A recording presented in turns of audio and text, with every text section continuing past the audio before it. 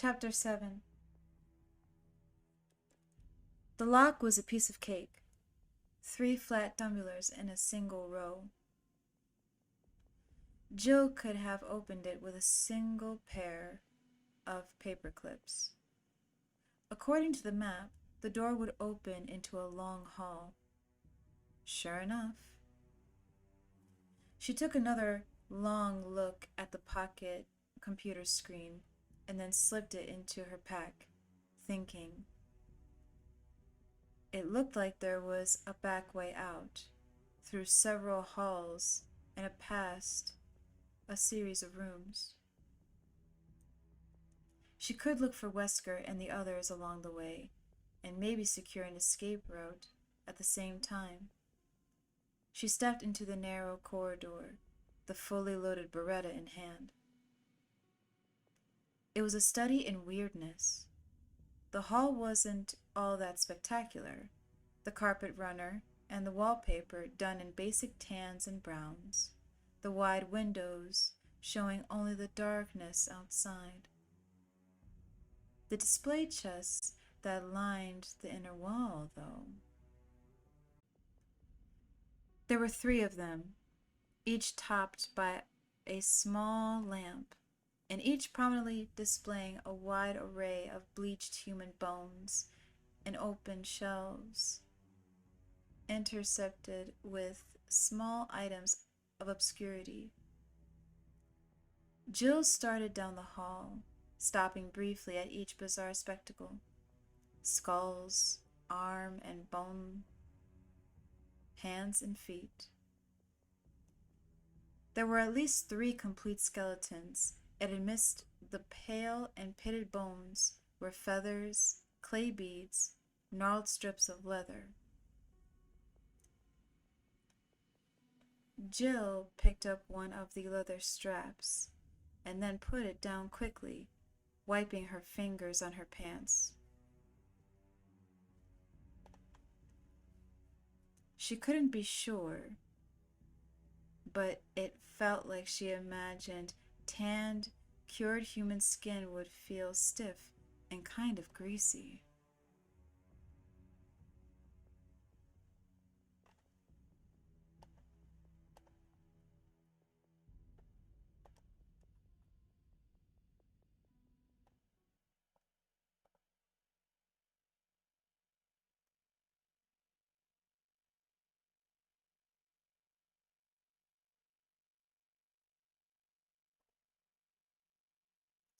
Don't ruin this for me.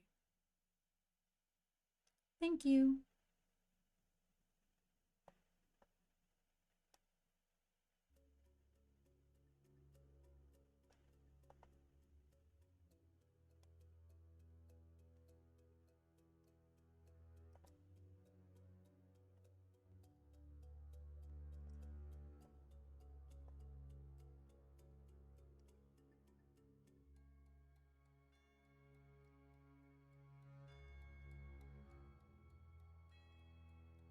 Crash. The window behind her exploded inward, a lithe, sinewy form lunging into the hall, growling and snapping. It was one of the mutant killing hounds, its eyes as red as its dripping hide. It charged her, its teeth as bright and dangerous as the jagged glitter of glass still falling from the shattered frame. Backed between 2 of the chests, Jill fired. The angle was wrong, the bullet splintering the wood at her feet as the dog jumped at her, growling deep in its throat. It hit her in the thighs, slamming her painfully against the wall, gnashing to get its jaws at her flesh. The smell of rotting meat washed over her, and she fired again and again, barely aware that she was moaning in fear and disgust. A sound as guttural and primal as the furious dying shrieks that came from the canine abomination. The fifth bullet, fired directly into its barrel chest, knocked it away. With a final, almost puppyish yelp, it crumbled to the floor, blood gushing into the tan carpet. Jill kept her weapon trained on the still form, gulping air in huge, shuddery breaths. Its limbs twitched suddenly, its massive claws beating a brief tattoo across the wet, red floor before it lay still again. Jill relaxed, recognizing the movement as a death spasm, the body releasing life. She'd have bruises, but the dog was dead. She brushed her bangs out of her eyes and crouched down next to it, taking in the strange exposed musculature and huge jaws. It had been too dark and hectic on the run to the house to get a good look at the things that had killed Joseph, but in the bright light of the corridor, her initial impression wasn't changed. It looked like a skinned dog. She stood up and backed away, warily eyeing the row of windows in the hall. Obviously, they offered no protection from the hazards outside. The corridor took a sharp left, and she hurried on, past more of the macabre displays that decorated the inner wall.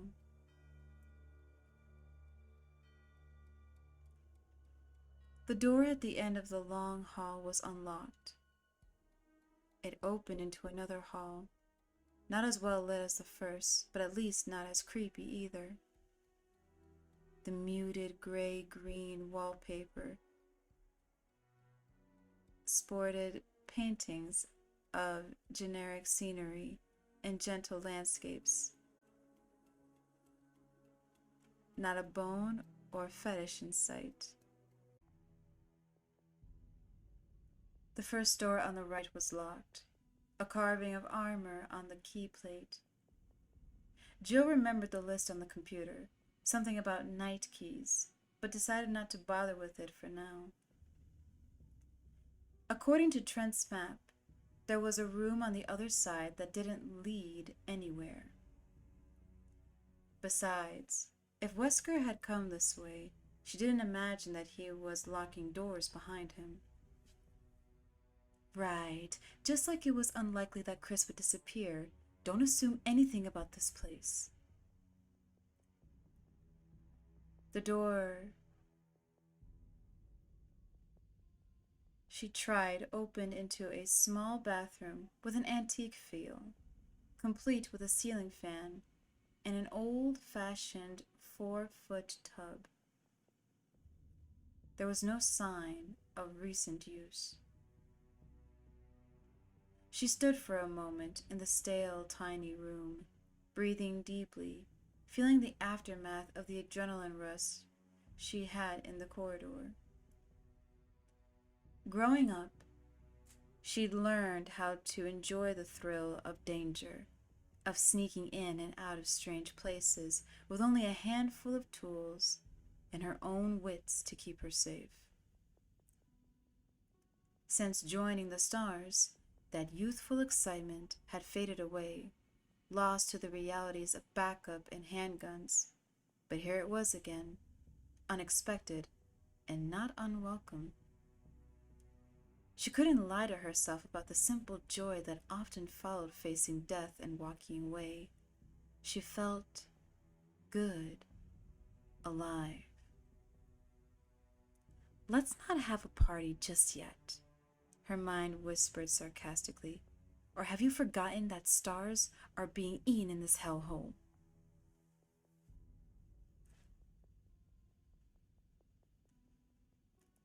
Jill stepped back into the silent hallway and edged around another corner, wondering if Barry had found Chris and if either of them had run across any of the Bravos.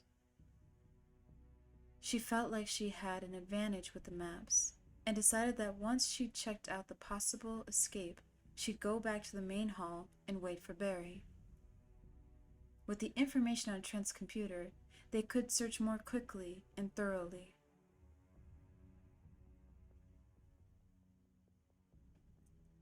The corridor ended with two doors facing each other. The one on the right was the one she wanted. She tried the handle and was rewarded with the soft snick of the bolt retracting. She stepped into a dark hall and saw one of the zombies, a hulking, pale shadow standing next to a door, maybe 10 feet away. As she raised her weapon, the creature started toward her, emitting soft hunger sounds from its decaying lips. One of its arms hung limply at its side, and although Jill could see jagged bone protruding from the shoulder, it still clenched and unclenched its rotting fist eagerly as it reached out with its other arm. The head. Aim for the head.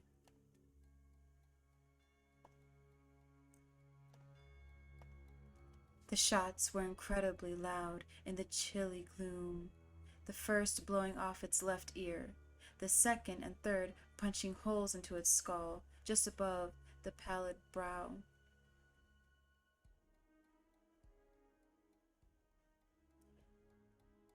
Dark fluids streamed down the peeling face, and it fell to its knees, its flat, lifeless eyes rolling back into its head.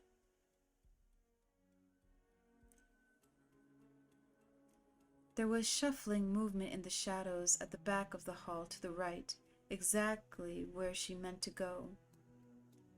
Jill trained the gun on the darkness and waited for it to move closer, her entire body wired with tension. How many of these things are there? As soon as the zombie cleared the corner, she fired, the Beretta jumping lightly in her sweating hands. The second shot punctured its right eye, and it immediately collapsed to the dark, polished wood of the floor. The sticky, viscous matter of the blown eyeball flecked across its skeletal face. Jill waited, but other than the spreading pools of blood around the dead creatures, nothing moved. Breathing through her mouth to avoid the worst of the stench, she hurried to the back of the hall and turned right, down a short, tight passage that ended at a rusting door.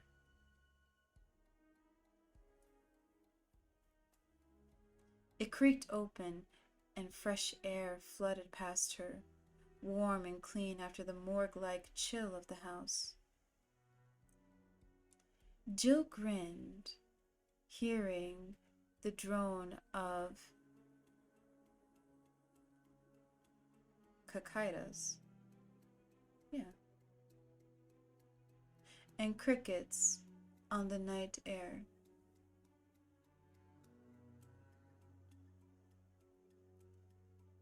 She'd reached the final leg of her own exertion, and although she wasn't outside yet, the sounds and smells of the forest renewed her sense of accomplishment.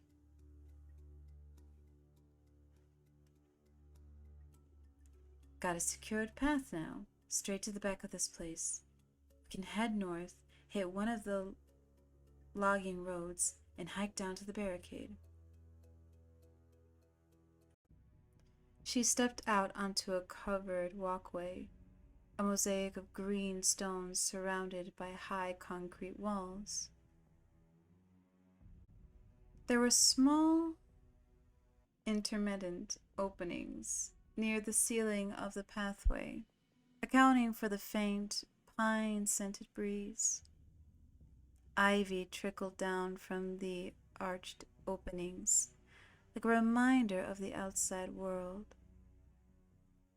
She hurried down the dim passage, remembering from the map that there was a small room at the end, and to the right, probably a storage shed.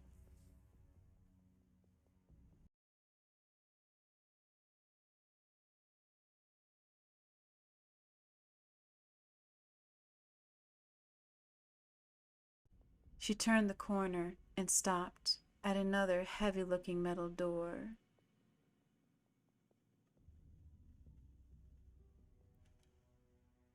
Her smile fading as she reflexively reached for the handle. The keyhole was plunged. She crouched and poked at the tiny hole, but to no avail. Someone had stopped it up with epoxy.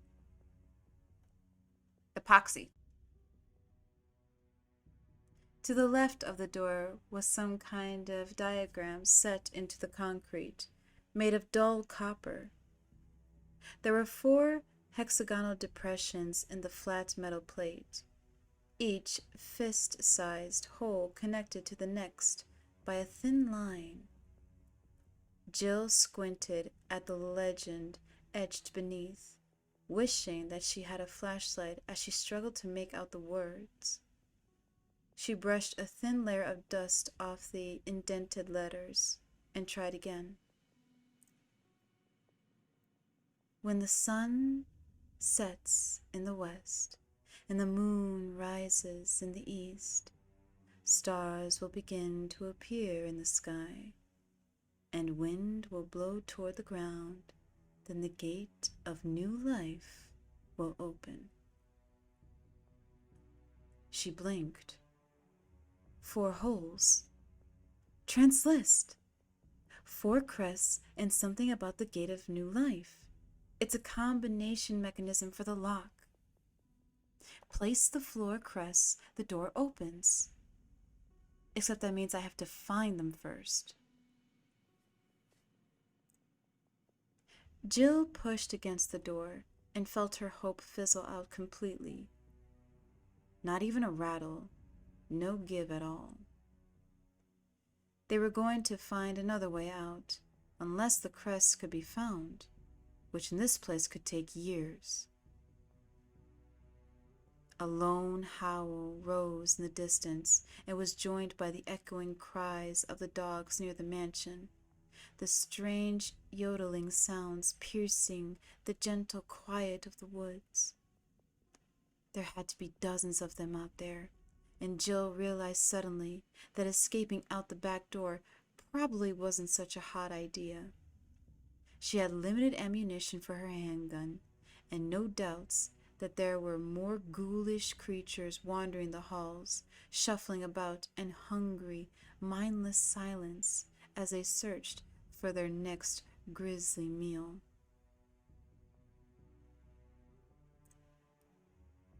She sighed heavily and started back to the house, already dreading the cold stench of death and trying to prepare herself for the dangers that seemed to lurk every corner. The stars were trapped. Chris knew he had to make the ammo count, so when he left Rebecca, he took off through the dim corridor at a full run, his boots pounding at the wood floor.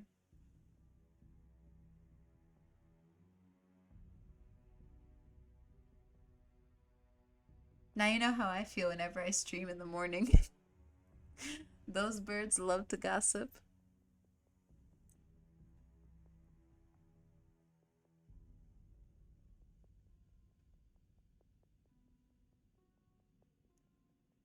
There were still only 3 of them, all grouped near the stairs.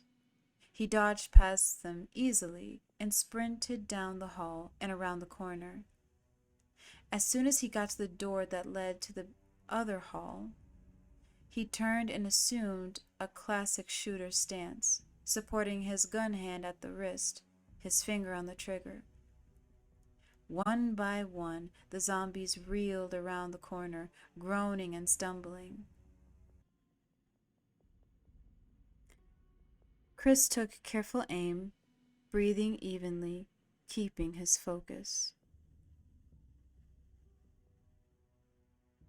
He squeezed the trigger, sending 2 bullets through the gargantuous nose of the first.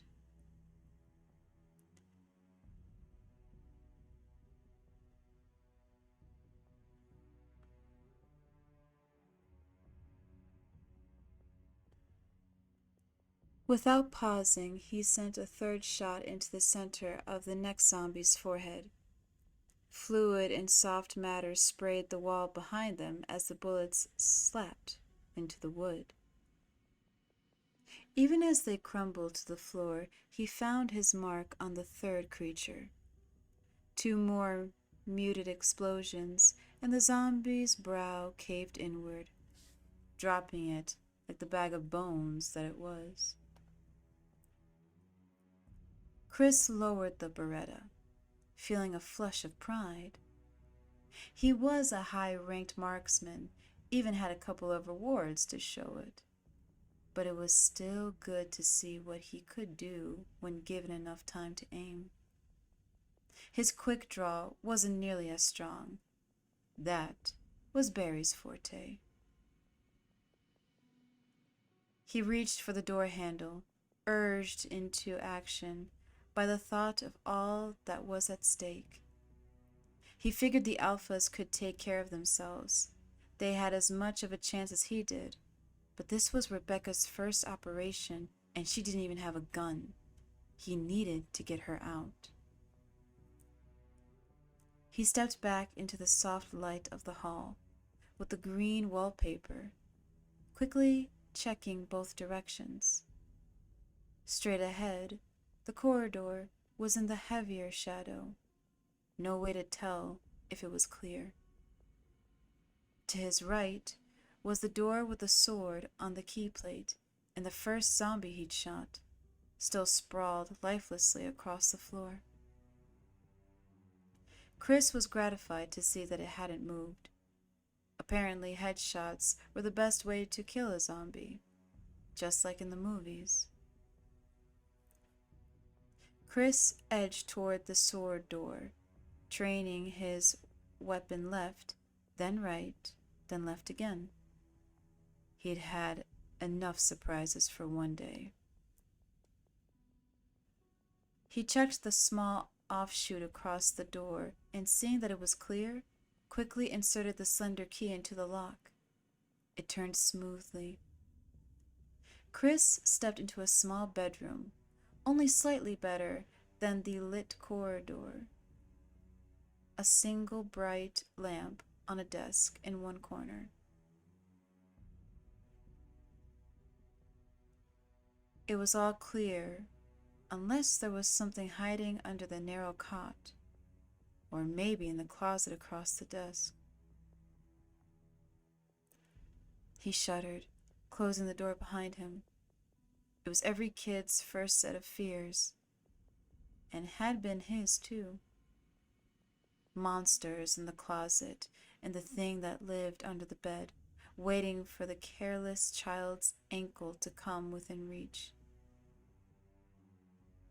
And how old are you now? Chris shook off the case of nerves, embarrassed at his imaginative wanderings. He walked slowly around the room, looking for anything that might be helpful. There was no other door, no path back to the main hall, but maybe he could find a better weapon for Rebecca than a can of bug spray. Besides an oak table and bookshelf, there was the small, unmade bed and a study desk in the room. Nothing more. He quickly rifled through the books, then moved around the foot of the bed to the desk. There was a slim volume next to the lamp, the fabric cover untitled, a journal. And although the desktop was coated in dust, the diary had been moved recently. Intrigued, Chris picked it up and flipped to the last few pages. Maybe there was a clue as to what the hell was going on. He sat on the edge of the cot and started to read.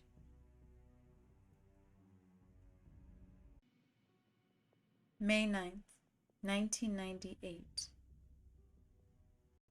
Played poker tonight with Scott and Alias from security and Steve from research.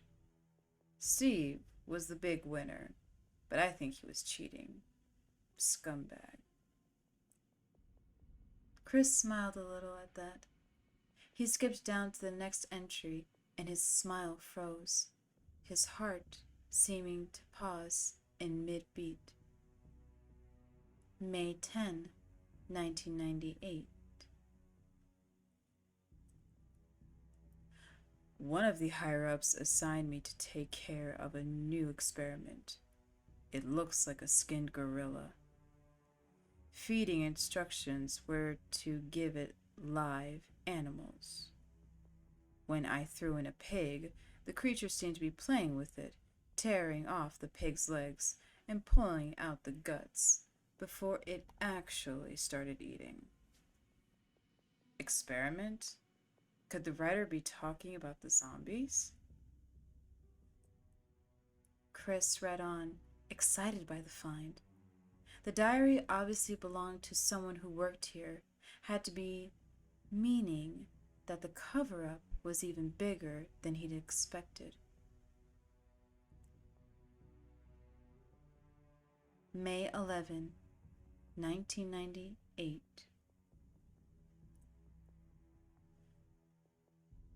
At around 5 a.m., Scott woke me up. Scared the shit out of me, too. He was wearing a protective garment that looked like a spacesuit. He handed me another one and told me to put it on. Said there'd been an accident in the basement lab. I just knew something like this would happen. Those assholes in research never rest. Even at night.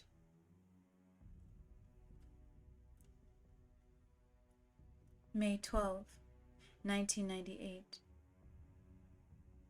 I've been wearing the damn spacesuit since yesterday. My skin's getting grimy and feels itchy all over.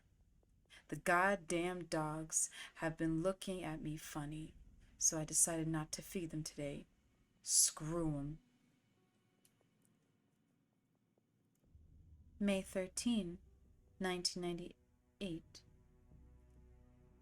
Went to the infirmary because my back is all swollen and feels itchy.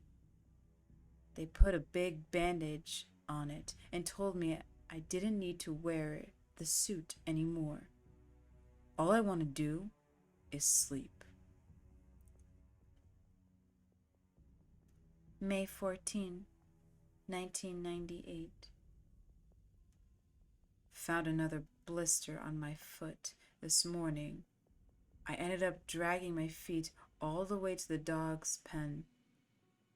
They were quiet all day, which is weird. Then I realized some of them had escaped. If anybody finds out, I'll have my head handed to me. May 15, 1998. My first day off in a long time, and I feel like shit. Decided to go visit Nancy anyway, but when I tried to leave the estate, I was stopped by the guards. They said the company's ordered that no one leave the grounds. I can't even make a phone call. All the phones have been ripped out. What kind of bullshit is this? May 16, 1998. Rumors going around that a researcher who tried to escape the estate last night was shot. My entire body feels hot and itchy, and I'm sweating all the time now. I scratched the swelling on my arm, and a piece of rotten flesh just dropped off. Wasn't until I realized the smell was making me hungry that I got violently sick. The writing had become shaky. Chris turned the page and could barely read the last few lines. The words scrawled haphazardly across the paper. May 19. Fever gone, but itchy, hungry, and eat doggy food. Itchy, itchy Scott came ugly face, so killed him. Tasty. 4 dash dash. Itchy. Tasty. The rest of the pages were blank. Chris stood up and slipped the journal inside his vest, his thoughts racing. Some of the pieces were finally fitting into place.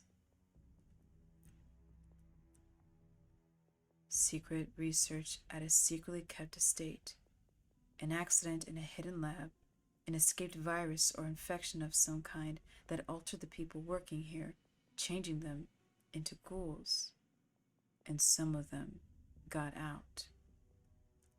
The murders and attacks on Raccoon started in late May, coinciding with the effects of the quote-unquote accident.